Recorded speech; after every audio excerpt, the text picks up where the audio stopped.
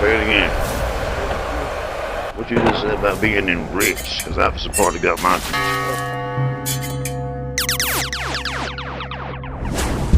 Kansas City tight end is dating Taylor Swift. No kidding.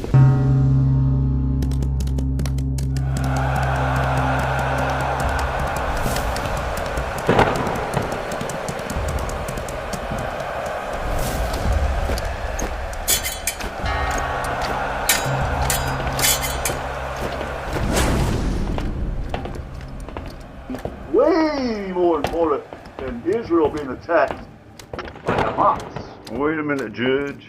Nobody's interested in that. Y'all was talking about important things and ain't said one word about Brock Bowers. Well, we get into that. We got Florida coming, and you messing around with tedious, tawdry details about Israel and all that mess.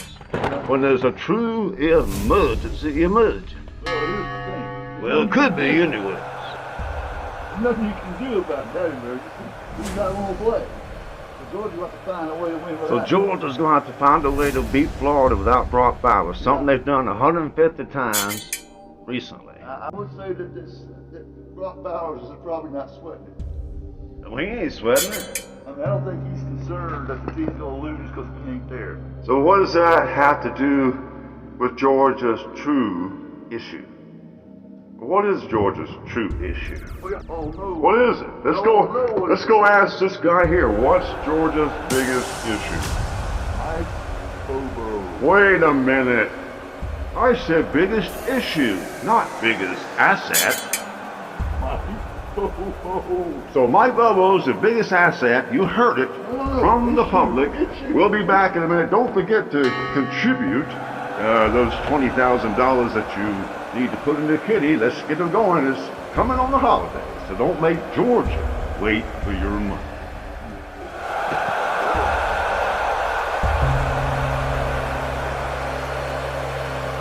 Misquoted. See? The public misunderstands everything because I probably did misquote you. What did you really say? I said Mike Bobo is the problem, not an asset. You got the ass part right. No. Not asset. The only problem, we don't have Brock Bowers. How is Bobo going to be affected by losing the best player on the planet? He won't be affected by it. In fact, he's probably thrilled. Why would he be thrilled with that? Because now you don't have to put him in the lineup and ruin his over-under. But he can score a ton of points with Bowers. Of course. Nobody wants that. Well, that's true. This is Georgia. Just enough to win. Just enough to win. Don't get greedy. And the bet. You saw what happened to Miami. They got greedy. Yeah. And look at them now. Yeah. So the Georgia way is probably proper. Yeah. Let's don't get too excited. Only score as much as you need. Why show them all that stuff on film? I mean, yeah, you never want to give Wait, but doesn't the players want to get on film? Well, I mean... You can't show them film. You'd be giving away the game plan. It's fairly important, I guess, that it's just an SEC Eastern Division game. Probably doesn't mean anything. So Florida's just an East team that's in the dumps. Well, actually, they're pretty good. They're 5-2. They're 5-2? 5-2 and still live for the West, East. I did a video about that. Shut up. This guy that did a video about it because he's wanting to tell everybody he did a video about how good Billy Napier's going to be. Look at here, 5-2. I was right. I was surprised he was 5-2. I thought he was... Well, that's where it gets funny because had he not gotten the other game, he'd barely won. Didn't they just barely win? Tennessee pretty handily. They did, didn't they? Yeah. So Florida beat Tennessee handily. 29 to... What did Munson say about that? Florida would lose to Hawkmill's beat. No, this is what Munson would be saying if he was right here on this fine October day, 2 weeks for Florida.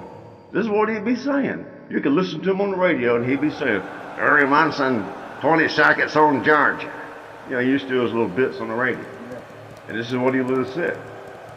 I'm going to quote one I remember from 1990. No. I was driving down some street in Athens, and this Bobo Munson moment comes on, and he goes, "Well, that really thin red line probably going to get crossed a few times this Saturday. Says this team is thin. I mean that in any way you want to describe thin. It's thin on talent, thin on coaching, thin on inspiration, and that red line is in fact really thin. So that was what we were at then. So Munson just got to the back. He didn't pull any punches. So you knew you weren't any good. He told you. So Munson would be telling you right now, not trying to be goofy, we just said this Munson was right here. He'd be saying something about like this. Well, this Georgia team looks a lot like the last two, and you know what they did? They did okay. They got 2 national titles. They did something that no team could probably imagine doing. And that's winning a national title despite losing in the Southeastern Conference Championship game. Something Mike Bobo did, and it ruined his entire life. This team won a national title doing that. They were that much better than anything Bobo got his hands on. But 2 years running, this team could not be stopped. But guess what? It's hit a bump. It's hit a rail. This team has a decision to make. Does it want to be a champion? Or does it want to just go back and be just another Florida SEC team in the East? Maybe second, maybe third. What's it going to be? Flip a coin. We could be either one. And right now, we've got 2 weeks to figure out which one it's going to be.